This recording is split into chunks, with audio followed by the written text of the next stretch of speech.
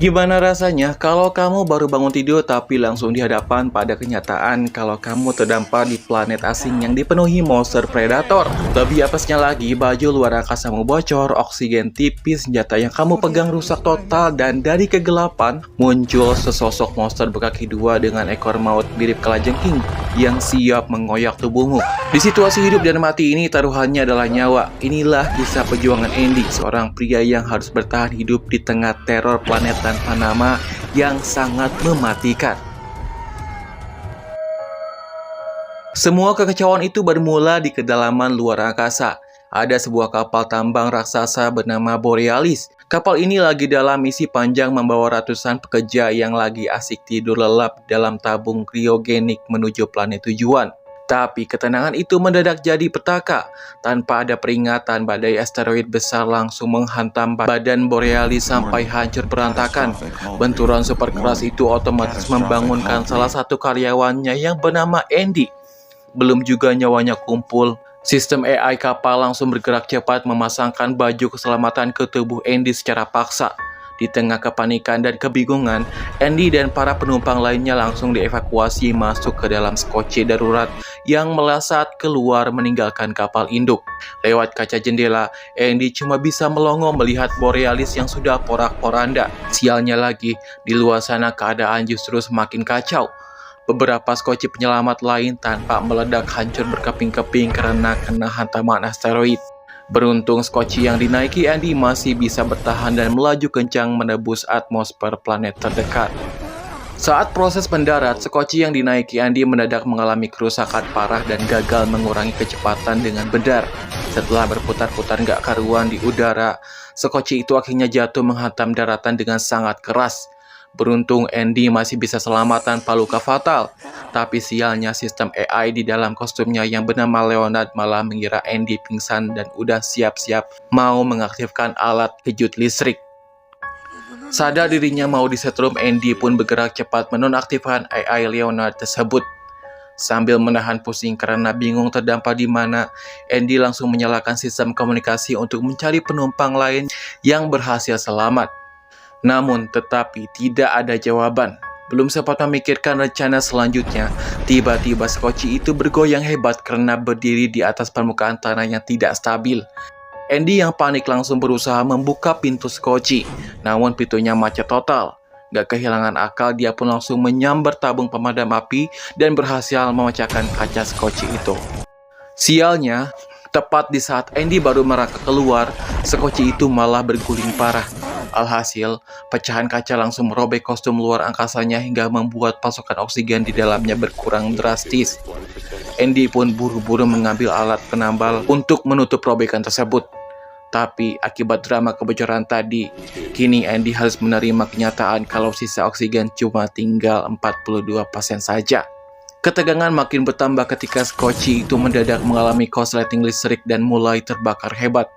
Nggak pakai lama, Andy langsung mengamankan barang-barang berharga yang tersisa dan bergegas keluar dari sana. Dan benar saja, baru beberapa saat berhasil keluar dari kejauhan, Andy harus menyaksikan pesawat induk Borealis jatuh dan meledak dahsyat, di mana gelombang ledakannya yang kuat sampai membuat tubuh Andy mental terlempar ke tanah.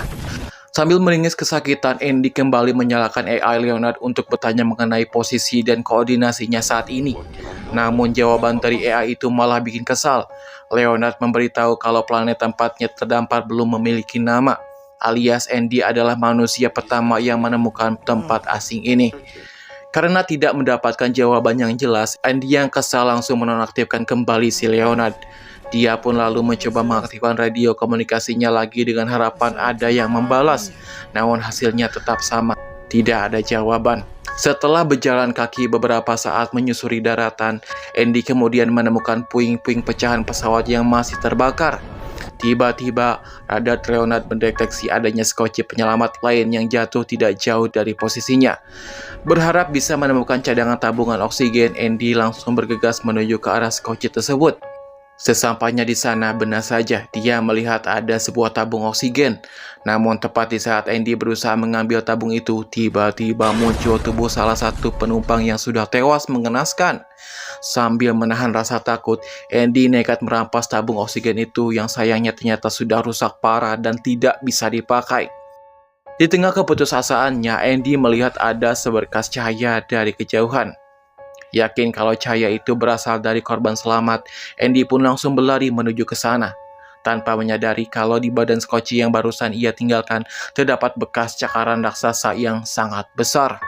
Singkat cerita, sesampainya di sumber cahaya tadi, Andy akhirnya bisa bernapas sedikit lega karena melihat ada penumpang lain yang berhasil selamat bernama Dwayne. Andy langsung bertanya apa yang sebenarnya terjadi sampai mereka harus terdampar di planet terkutuk ini. Dwayne menjelaskan kalau perusahaan mereka ternyata mengambil jalan pintas melewati medan asteroid hanya demi menghemat bahan bakar, yang akhirnya malah membuat pesawat mereka hancur ditabrak asteroid. Dwayne berkata kalau saat ini dia sedang memasang lampu pemancar untuk mengirim sinyal SOS ke bumi. Masalahnya, pesan darurat ini baru akan sampai ke bumi 8 bulan lagi. Dan jika tidak ada kendala, tim penyelamat butuh waktu 1,5 tahun untuk sampai ke tempat ini. Itu artinya mereka berdua akan terjebak di planet itu selama 2 tahun lebih. Mendengar kenyataan pahit itu, Andy pun semakin panik. Ditambah pasukan oksigen di kostumnya sudah hampir habis. Dwayne mencoba menenangkan Andy dan menyuruhnya untuk tidak khawatir karena dia melihat ada bagian pesawat Borealis yang masih utuh untuk tempat mereka bertahan hidup sementara waktu. Saking paniknya, Andy tidak sengaja menyenggol kabel pemancar Dwayne hingga copot.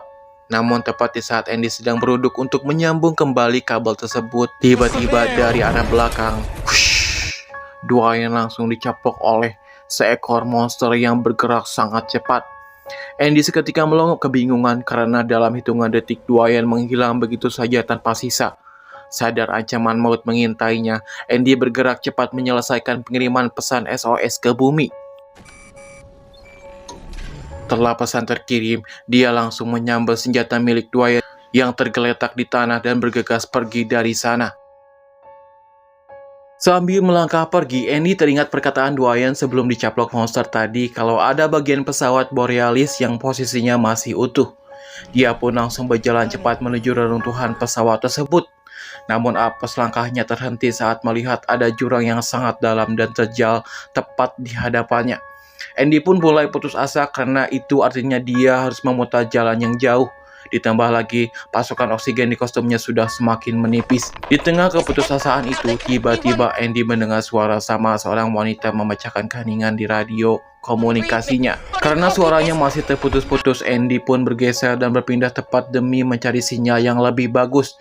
Begitu indikator sinyal penuh, suara wanita itu terdengar jelas tengah berusaha menghubunginya. Wanita itu memperkenalkan diri bernama Naomi. Naomi memberitahu kalau dia sempat menangkap siaran radio darurat dari Andy dan baru bisa terhubung secara stabil sekarang. Mendengar hal itu, Andy merasa sangat senang karena ternyata masih ada kru lain yang berhasil bertahan hidup di planet ini. Namun, Naomi membawa informasi membingungkan. Alat pemindahnya mendeteksi kalau hanya ada 3 orang saja yang selamat di area tersebut. Andy pun menjelaskan kalau orang ketiga itu bernama Dwayne, tapi dia sudah hilang entah kemana setelah diserang monster. Guna melacak posisi masing-masing, Naomi langsung mengakses sistem kostum milik Andy untuk mendapatkan titik koordinatnya. Begitupun sebaliknya sehingga mereka kini tahu posisi satu sama lain. Melalui radio, Naomi meminta bantuan Andy untuk segera datang karena kakinya terjepit di dalam reruntuhan skoci dan membuatnya sama sekali tidak bisa bergerak. Mendengar permintaan itu, Leonard langsung melarang keras Andy untuk menolong Naomi. Leonard menyarankan agar Andy mengabaikan Naomi dan langsung pergi ke reruntuhan Borealis saja. Karena sisa oksigen di kostum Andy sudah sangat kritis dan tidak akan cukup untuk melakukan perjalanan penyelamatan. Andy seketika menjadi galau dan dilema setengah mati. Dia akhirnya memilih jujur dan menjelaskan situasi oksigennya yang sekarat kepada Naomi. Mengetahui hal itu, Naomi langsung memberikan penawaran yang melegakan. Dia memberitahu kalau di skocinya terdapat stok tabung oksigen yang cukup banyak untuk mereka berdua bertahan hidup. Mendengar jaminan tersebut, Andy pun akhirnya membuang keraguannya dan memutuskan untuk pergi menerjang bahaya demi menolong Naomi. Sepanjang perjalanan yang menegangkan, Andy dan Naomi terus mengobrol lewat radio untuk mengusir rasa takutnya.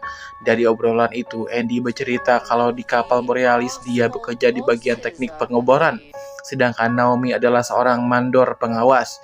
Naomi juga mulai membuka diri dan mengaku alasan utama ikut misi ini adalah karena dia baru saja bercerai dan ingin kabur sejauh mungkin dari bumi. Andy pun membalas kalau di bumi dulu dia sebenarnya hanyalah seorang guru musik. Penasaran, Naomi pun berganti bertanya kenapa mantan guru musik sepertinya nekat ikut pekerjaan tambang luar angkasa yang berbahaya ini. Namun, Andy mendadak terdiam dan tidak menjawabnya. Langkah Andy tiba-tiba terhenti saat telinganya menangkap suara desisan aneh di sekitarnya. Naomi yang menyadari perubahan sikap Andy langsung bertanya dengan nada khawatir tentang apa yang sedang terjadi. Nggak ingin membuat Naomi panik di seberang sana, Andy berbohong dan mengatakan kalau suara tadi mungkin cuma perasaan saja. Tak lama kemudian, mata Andy menangkap beberapa jejak aneh di tanah. Sambil terus mendengarkan Naomi bercerita, Andy nekat mengikuti kemana arah jejak tersebut, hingga langkahnya berujung di depan sebuah lubang raksasa yang dipenuhi oleh jaring laba-laba. Sekali lagi, Andy memilih menyembunyikan hal mengerikan ini dari Naomi agar wanita itu tidak ketakutan.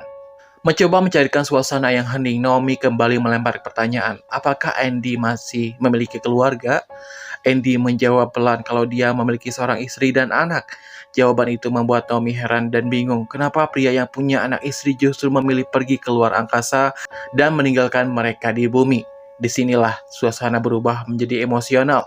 Andy dengan suara berat menjelaskan kalau istri dan anaknya sebenarnya sudah meninggal dunia akibat kecelakaan tragis. Mendengar kenyataan pahit itu, Naomi langsung merasa bersalah dan meminta maaf karena telah menanyakan hal yang sensitif. Tepat di saat atmosfer radio mereka berubah menjadi haru, fokus Andy mendadak terpecah karena matanya menangkap sesuatu yang bergerak di dalam kegelapan. Tepat di saat situasi mulai menegang, Naomi memberitahu lewat radio kalau radar di skocinya mendeteksi adanya sinyal pelacak milik korban selamat lain yang sedang bergerak cepat mendekati posisi Andy. Namun, saat Naomi mencoba menghubungi frekuensi orang tersebut, sama sekali tidak ada jawaban. Andy pun mulai celingukan, kebingungan, karena sejauh mata memandang dia tidak melihat ada manusia lain di hadapannya. Merasa ada yang aneh, Andy menyuruh AI Leonard untuk memindai ulang area sekitar. Hasilnya bikin bulu kuduk berdiri. Leonard menginformasikan kalau ada beberapa sinyal pelacak penumpang yang posisinya sangat dekat dengan Andy. Naomi kembali memperingatkan kalau sinyal-sinyal itu bergerak semakin cepat ke arahnya. Sadar kalau ada yang tidak beres, Andy mengambil keputusan cepat. Dia langsung mematikan lampu helm dan menonaktifkan radio komunikasi agar keberadaannya tidak terdeteksi. Andy kemudian bersiap sambil menggenggam senjata milik Dwayne. Namun apes, senjata canggih itu ternyata rusak total dan tidak bisa ditembakkan. Di tengah kegelapan total itu, tiba-tiba di kejauhan ada yang menembakkan sebuah suara cahaya ke udara. Namun, bukannya melihat manusia, benderang cahaya flare itu justru memperlihatkan pemandangan yang mengerikan.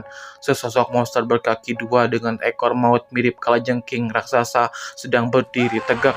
Panik setengah mati, Andy langsung mengambil langkah 1000 untuk menyelamatkan diri. Sementara si monster yang menyadari kehadirannya langsung melesat mengejar. Andy nekat masuk ke dalam sebuah gua gelap demi mengejar buruannya. Begitu dia menyalakan lampu helm untuk melihat jalan, ternyata monster itu sudah berada tepat di belakangnya dan langsung mengimbas ekor mautnya. Beruntung, refleks Andy masih cepat hingga dia berhasil mengelak dari serangan fatal tersebut. Karena sudah terpojok dan jalan di depannya adalah jurang, tanpa pikir panjang Andy langsung melompat ke bawah. Tubuhnya sempat terbentur bebatuan dinding jurang beberapa kali, namun untungnya Andy masih bisa mendarat dalam keadaan selamat. Setelah situasi dirasa cukup aman, Andy merangkak bangun dan kembali menyalakan radio komunikasinya. Dengan napas terengah-engah, dia pun langsung menceritakan teror mengerikan yang baru saja dialaminya kepada Naomi. Andy menjelaskan fakta mengejutkan bahwa monster ekor kalajengking tadi ternyata sudah memakan beberapa penumpang kapal. Itulah kenapa sinyal pelacak mereka terdeteksi bergerak di dalam perut makhluk buas tersebut. Ketegangan Andy belum mereda karena dia menyadari kostumnya kembali bocor akibat terbentur di jurang tadi. Tanpa buang waktu, dia pun langsung menambal robekan itu sebelum sisa oksigen terkuras habis. Tiba-tiba sebuah suara familiar memotong frekuensi radio mereka. Mengejutkannya, ternyata Dwayne masih hidup. Melalui suara panik, Dwayne berteriak kalau dirinya sedang terkepung dan mencoba melawan monster laba-laba raksasa. Dia memohon agar Andy segera datang membantunya. Sialnya, benturan keras saat jatuh ke jurang tadi membuat sistem navigasi AI di kostum Andy error, sehingga dia tidak bisa melacak dari mana arah suara Dwayne. Beruntung, Naomi yang memantau dari skoci kargo berhasil mendeteksi posisi Dwayne yang ternyata berada tak jauh dari lokasi Andy. Naomi pun langsung mengambil alih dan memandu arah jalan Andy. Sesampainya di lokasi koordinat, Andy baru menyadari kalau Dwayne lah yang tadi sempat menembakkan flare ke udara. Tapi, tepat di saat Andy baru mau melangkah mendekati untuk menolongnya, seekor monster laba-laba raksasa mendadak muncul dan langsung menerkam Dwayne secara membabi buta. Menyaksikan hal mengerikan itu, Andy langsung mematikan lampu helmnya dan tiarap bersembunyi di balik sebuah skoci yang ringsek. Dari celah persembunyiannya, Andy cuma bisa terpaku ngeri melihat tubuh Dwayne dikoyak-koyak dan dijadikan santapan oleh dua monster sekaligus. Mengetahui kalau monster-monster tersebut sangat sensitif terhadap cahaya, Naomi memutar otak dan mencoba meretas sistem skoci di sekitar sana untuk menyalakan lampunya sebagai pengalihan perhatian. Apesnya, skoci pertama yang berhasil dinyalakan Naomi justru skoci tempat Andy lagi tiarap bersembunyi. Sadar blunder, Naomi bergerak cepat meretas dan menyalakan seluruh lampu di skoci-skoci lain yang ada di area tersebut secara acak. Langkah ini berhasil membuat kawanan monster itu kebingungan. Memanfaatkan momen emas tersebut, Andy langsung keluar dari tempat persembunyiannya dan berlari sekencang mungkin. Dua monster yang menyadari pergerakan Andy langsung berbalik dan mengejarnya dengan beringas. Namun anehnya, begitu langkah kaki Andy memasuki sebuah kawasan yang dipenuhi kabut tebal, kedua monster itu mendadak mengerem dan menghentikan pengejaran. Mereka cuma bisa menggeram di batas kabut, seolah-olah ada sesuatu yang jauh lebih mengerikan di dalam sana yang membuat mereka ketakutan setengah mati. Melihat situasi Andy yang makin terdesak, Naomi memohon agar Andy membatalkan niatnya dan langsung pergi ke reruntuhan Borealis saja. Pasalnya, indikator di kostum Andy menunjukkan kalau sisa oksigennya sudah berada di batas kritis, yaitu tinggal 8% lagi. Namun, Andy keras kepala dan menolak saran itu karena merasa posisinya sudah sangat dekat dengan skoci milik Naomi. Di tengah kepekaan kabut, pandangan Andy mendadak dialihkan oleh sekumpulan makhluk indah mirip kunang-kunang yang terbang mengitari tubuhnya. Salah satu serangan bercahaya itu terbang mendekat dan hinggap di kaca helm Andy. Tapi keindahan itu berubah jadi teror saat warna makhluk itu mendadak berubah menjadi merah menyala dan mulai menggedor-gedor kaca helmnya dengan beringas. Dalam sekejap, seluruh kawanan kunang-kunang di sana ikut berubah warna menjadi merah dan langsung mengeroyok Andy secara membabi buta. Andy panik dan bergerak liar berusaha mengibas tangan untuk menyingkirkan serangga-serangga agresif tersebut. Sialnya, begitu kawanan serangga itu mulai pergi, tanah di bawah kaki Andy mendadak runtuh. Dari dalam tanah muncul seekor cacing raksasa yang langsung membuka mulut lebarnya dan mencaplok tubuh Andy. Terjebak di dalam jepitan mulut monster membuat Andy sama sekali tidak bisa bergerak. Di ambang kematiannya yang sudah di depan mata, Andy yang mulai pasrah berbicara lewat radio dan mengungkapkan rahasia terbesar kepada Naomi. Alasan utama nekat pergi keluar angkasa adalah demi mendiang putranya yang semasa hidup sangat menyukai dan terobsesi dengan segala hal tentang luar angkasa. Di seberang sana, Naomi panik setengah mati saat melihat grafik tanda vital di kostum Andy terus merosot tajam seiring tubuh Andy yang makin tenggelam ditelan si cacing raksasa. Namun, di detik-detik terakhir sebelum kesadarannya hilang, Andy mendadak teringat sesuatu. Dia langsung berteriak menyuruh AI Leonard untuk mengaktifkan alat kejut listrik darurat di kostumnya. Sengatan listrik bertegangan tinggi itu sukses membuat si cacing raksasa kesakitan dan terpaksa memuntahkan Andy kembali ke tanah. Gak pakai lama, Andy langsung merangkak bangkit dan melesat kabur masuk ke dalam sebuah lubang batu terdekat. Ironisnya, di dalam lubang itu ternyata menjadi sarang dari kawanan kunang-kunang tadi. Dengan sisa-sisa tenaga dan perjuangan yang luar biasa, Andy akhirnya berhasil menerobos sarang tersebut dan lolos dari maut. Andy pun kembali memaksakan langkah kakinya karena lokasi skoci Naomi sudah tinggal beberapa meter lagi di depan mata. Namun, tepat di saat tujuannya sudah sangat dekat, alarm kostumnya berbunyi panjang. Pasokan oksigen Andy akhirnya benar-benar habis, membuat tubuhnya mendadak lemas dan langsung ambruk ke tanah. Mengandalkan sisa-sisa tenaga dan insting bertahan hidupnya, Andy merangkak sekuat tenaga hingga akhirnya berhasil meraih pintu skoci Naomi. Melihat Andy yang sudah mengap-ngap kehabisan napas, Naomi bergerak cepat menyambungkan selang cadangan dari tabung oksigen miliknya langsung ke kostum Andy. Begitu udara segar kembali mengalir, kesadaran Andy perlahan pulih. Tanpa buang waktu, Andy langsung fokus pada misi utamanya, membebaskan kaki Naomi yang masih terjepit di sela-sela mesin skoci yang ringsek. Dia bergegas mengambil sebatang besi panjang dari kotak perlengkapan dan menggunakannya sebagai tuas untuk mencongkel lempengan logam berat yang menindih kaki Naomi. Dengan sekali hentakan kuat, besi itu berhasil mengangkat beban logam dan kaki Naomi akhirnya bisa dikeluarkan. Beruntung, setelah diperiksa, tulang kaki Naomi tidak patah dan hanya mengalami terkilir ringan. Demi membuat Naomi tetap bisa melangkah, Andy dengan sigap mengikatkan batang besi tadi ke kaki Naomi sebagai penyangga darurat. Di saat mereka sedang bersiap, pandangan Naomi tertuju pada pucuk senjata canggih yang melingkar di punggung Andy. Andy cuma bisa menghela napas dan menjelaskan kalau itu adalah senjata milik mendiang Dwayne. Tapi sayangnya sudah rusak total akibat benturan. Mendengar hal itu, Naomi yang seorang mandor pengawas tersenyum tipis dan meyakinkan Andy kalau dia tahu cara memperbaiki mekanismenya. Sambil menatap Andy, Naomi dengan tulus mengucapkan, "Terima kasih karena pria itu sudah nekat mempertaruhkan nyawa demi menyelamatkannya." Namun, momen haru itu mendadak buyar saat di balik kegelapan kabut, kawanan monster laba-laba raksasa muncul dan langsung mengepung skoci mereka. Gak pakai lama, Andy langsung memapah Naomi dan mereka berdua ngibrit melarikan diri menuju ke arah reruntuhan kapal induk Borealis. Sialnya, di tengah pelarian yang menegangkan itu, selang oksigen yang menghubungkan kostum mereka berdua mendadak tersangkut di batu hingga membuat mereka berdua jatuh. Di saat kawanan monster laba-laba sudah semakin dekat dan siap menerkam, Naomi dengan tenang menarik pelatuk pistol SWAT dan menembakkan flare ke arah lain untuk memecah fokus kejaran makhluk-makhluk tersebut. Taktik itu berhasil memberi mereka waktu luang untuk bangkit dan melesat masuk ke dalam salah satu koridor reruntuhan Borealis. Tepat di saat seekor monster laba-laba raksasa berhasil menyusul dan moncongnya sudah nyaris mencaplok kepala mereka, Naomi dengan cekatan langsung membanting saklar pintu darurat. Dan brak, pintu baja tebal itu menutup dengan sangat keras hingga memotong tubuh si monster menjadi dua bagian. Namun, karena kawanan monster lain di luar mulai menggedor-gedor beringas dan berusaha menjebol pintu baja tersebut, Naomi langsung mengajak Andy untuk segera bergerak mencari tempat persembunyian yang jauh lebih aman. Sambil meraba dinding koridor, mereka berdua berjalan mengendap-endap menyusuri sisa-sisa reruntuhan pesawat Borealis yang sudah porak-poranda. Langkah mereka terhenti saat melihat sebuah ruang kargo raksasa yang posisinya masih sangat utuh.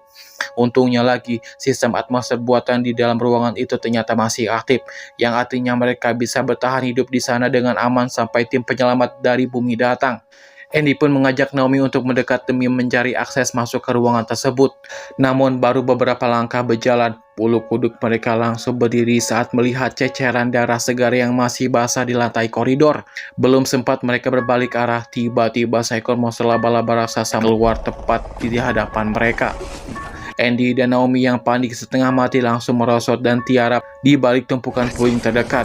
Dari tempat persembunyiannya, mereka harus menyaksikan pemandangan yang bikin mual. Si monster mendadak menggeram keras, lalu memuntahkan sisa-sisa tubuh manusia yang baru saja dicaploknya ke lantai. Setelah selesai memuntahkan korbannya, makhluk mengerikan itu pun kembali melangkah pergi masuk ke kegelapan. Begitu situasi dirasa aman, mereka langsung merangkak keluar. Naomi mengecek komputer yang ada di sana dan memberitahu kalau area tempat mereka berdiri sekarang adalah ruang kontrol utama untuk membuka gerbang menuju ke ruang kargo tadi. Tapi sial, baru juga mereka mau memencet tombol saklar, dari langit-langit atas mendadak jatuh seekor monster lain yang ukurannya jauh lebih raksasa dan beringas. Gak pakai mikir dua kali, Andy langsung menarik tangan Naomi dan mereka berdua ngibrit masuk ke dalam sebuah lorong darurat yang ada di dekat sana. Sambil menahan napas, Andy langsung membanting pintu besi lorong tersebut hingga tertutup rapat. Mereka memang berhasil lolos dari cengkraman si monster raksasa, tapi masalah baru yang gak kalah pusing langsung muncul. Naomi dengan wajah pucat memberitahu kalau mereka sekarang terjebak di dalam lorong buntu.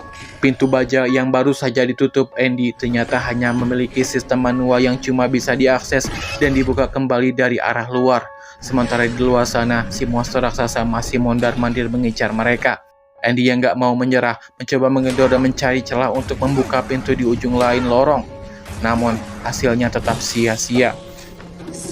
Karena indikator menunjukkan kalau udara di dalam lorong ini bersih dan memiliki oksigen, Naomi dan Andy akhirnya memutuskan untuk membuka helm kostum mereka demi menghemat baterai.